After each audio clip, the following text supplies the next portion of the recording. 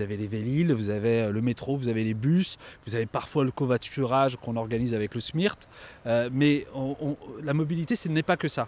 C'est au moment où on va d'un point A à un point B, il se passe plein de choses. Il y a des territoires qui permettent d'avoir une piscine métropolitaine avec plein de services. On a des commerçants, on a des entreprises, on a des sites d'excellence. Et donc nous, on veut fusionner tout ça dans une application qui aujourd'hui atteint une maturité technique.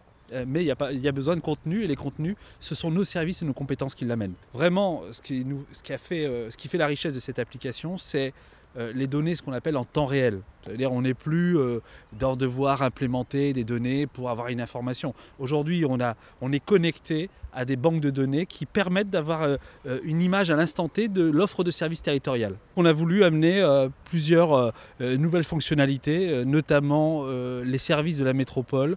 Vous avez la déchetterie, vous avez plein d'autres services, vous avez l'accès aux manifestations dans la métropole par la géolocalisation. Notre objectif principal dans le projet Melcom, c'est de se dire qu'au fond, dans un territoire, on ne doit pas seulement d'aller d'un point A à un point B avec une appli mobile, c'est de découvrir le territoire dans toutes ses richesses et ses fonctionnalités, et les services dont il dispose.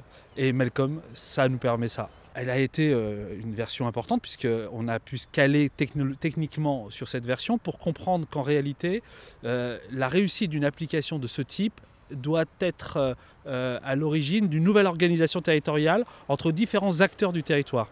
C'est-à-dire que les données convergent bien sur notre plateforme pour permettre de créer une vraie richesse en termes de services, c'est-à-dire que le citoyen, l'usager, visualise bien ce qui lui est offert sur le territoire.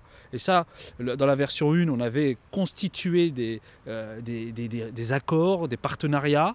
Dans la version 2, elles sont terminées, elles ont acquis une maturité qui nous permet vraiment d'afficher le service que vous voyez sur l'application.